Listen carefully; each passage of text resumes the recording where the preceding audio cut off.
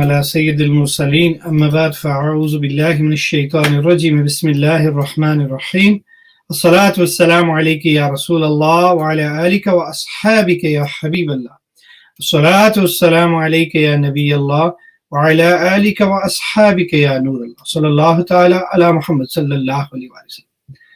Beloved brothers and sisters, Alhamdulillah Rabbil Alameen, we are coming to the end of the 21st Roza, 21st of Ramzan Mubarak. Let me start with a blessing of Durood Pak before we move on to our tilawat and our topic for today. Now, a beggar came to some disbelievers and he asked for something, and Hazrat Mawla Ali radiallahu ta'ala was close by. So the disbelievers mockingly said, why don't you go and ask Ali radiallahu ta'ala if he can help you, thinking that Ali radiallahu ta'ala will have nothing but zahir so that he might get embarrassed. So the beggar comes over to Hazrat Ali radiallahu ta'ala and he says, give me something, O Ali radiallahu ta'ala. The great Hazrat Mawla Ali says, clench your fist, hold your hand out. So he clenches his fist, he holds his hand out. And Hazrat Ali radiallahu ta'ala says, reads the Durood Pak and blows onto the hand. And he says, go now and open this in front of the disbelievers. So the man goes there and they're still joking and laughing, thinking, what's that going to do? I mean, all he's done is blown on the hand. When he opens it, there are gold coins in there and they're shocked. Some of them accept Islam as well, alhamdulillah. And this was a great karamat of the head of the silsila of Vilayat, the head of all the walis of Allah, Hazrat Mawla Ali radiallahu ta'ala, who is truly amazing. Today, 21st of Ramzan Mubarak, is the day of his martyrdom. So when you do Iftaar, make a special dua for Hazrat Mawla Ali radiallahu ta'ala, that Allah raise his ranks and give him even more closeness to Nabi Kareem sallallahu alayhi wa sallam. And by his wasila, Allah ta'ala forgives us without accountability. The Surah Mubarakah that I'm going to read the translation of today, Hafiz Sahab, neither of our Hufaz-e-Ikram are with us for the Arabic recitation, so I'm just going to read the English to you. But one of the reasons that we do this and we read the English and the translation is to encourage you to read the translation of the Quran. The Quran is amazing. The Quran is the book of Allah, it is the message of Allah, and it is incumbent upon all of us, it is a duty upon all of us. It is very, very important that we read the Quran with the translation, with the tafsir, so we understand what our Creator is saying to us. Bismillahir Rahmanir Rahim. Allah's name, the most compassionate, the most merciful. Hamim. These are the letters of the book of Allah, which Allah and His Habib know best what they mean. By the luminous book, we have indeed sent it down in a blessed night.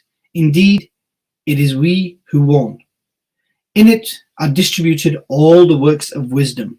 By a command from us, indeed, it is we who sent the prophets. Mercy from your Lord. Indeed, only He is the all-hearing, the all-knowing. He is the Lord of the heavens and the earth, and whatever is in between them, if you have certainty.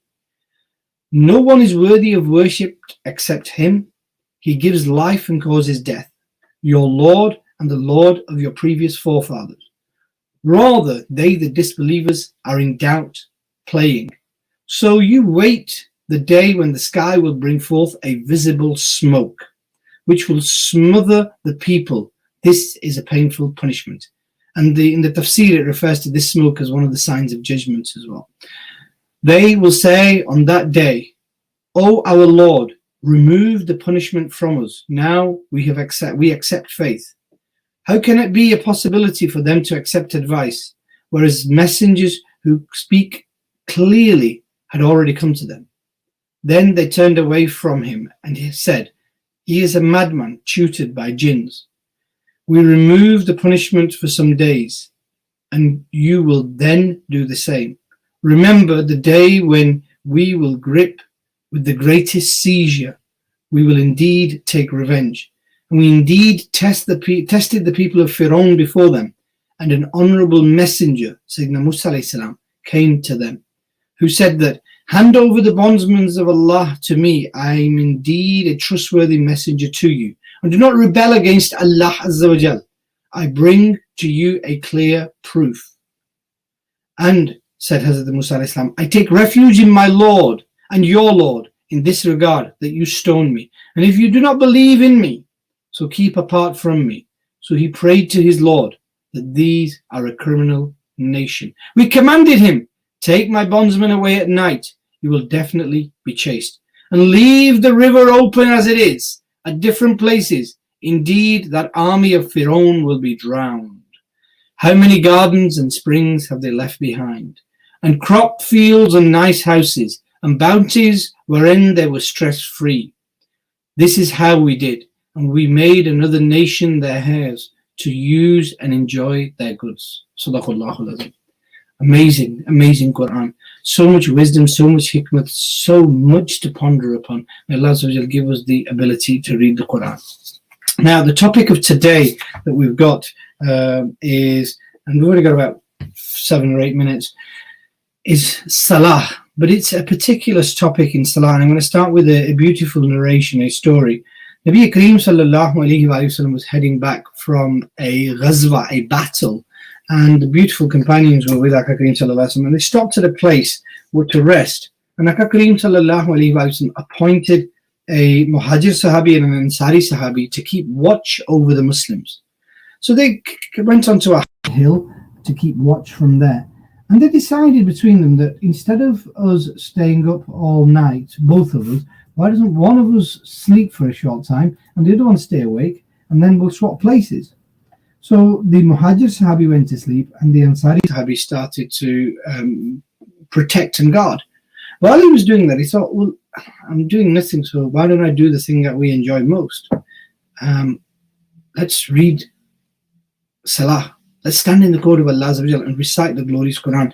See, when we want to chill out, we want to go with the boys, we want to watch television and everything else, the beautiful companions of Nabi Kareem sallallahu alaihi wasallam, when they wanted to relax and gain true peace and tranquility, what did they do? They recited the glorious Quran.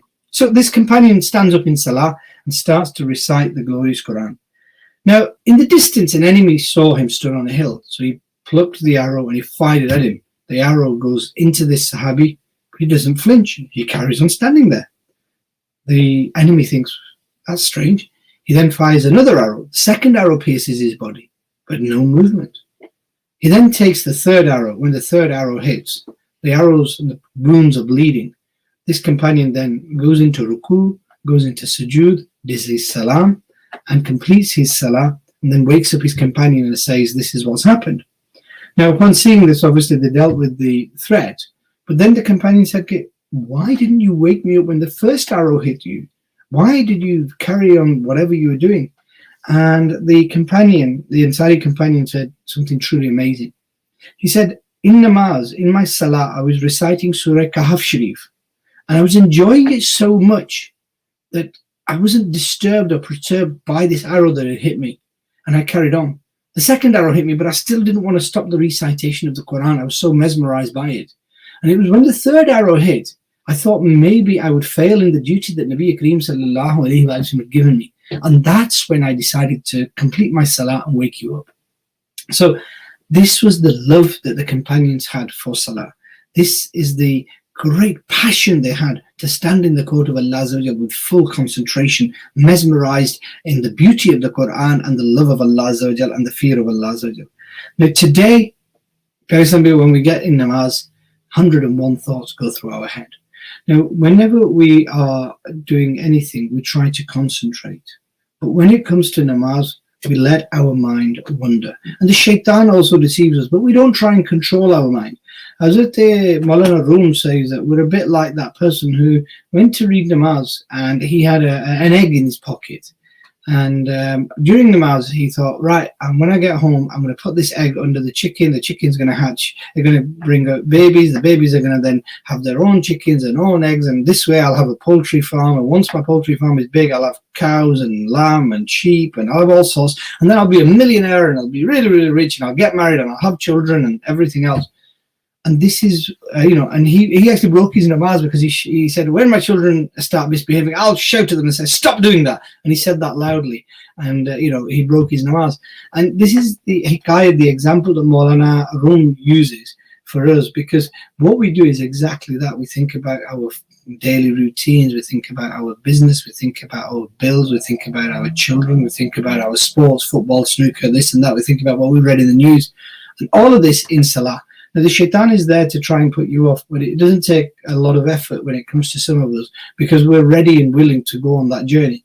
Now, it's not bad to get the waswasas. Waswasas happen. It's actually whether you start to take them on board and get lost in them. So as soon as the shaitan gives you a waswasa, you immediately stop and say, no, I'm in namaz, and you try and bring yourself back. And it's a battle, and you carry on going. You don't easily surrender to the shaitan. Now, the problem with our namaz is that we don't concentrate and we don't learn the conditions and the thing. Namaz is a remembrance of Allah. Namaz is your conversation with Allah. Namaz is your humbleness, your sincerity in the court of Allah. When the pious predecessors used to do wuzu, they used to spend 15-20 minutes doing wuzu, and in every part of the body they were washing, they were scared that I'm about to appear in the court of my creator. I'm not worthy of this. And they were constantly, in fear and awe of the majesty and the sovereignty and the grandeur of Allah. And yet today when we do wuzu, it doesn't mean anything to us. Today when you stand in salah, it doesn't mean anything to us. Imam Ghazali rahmatullah says, don't be heedless in salah.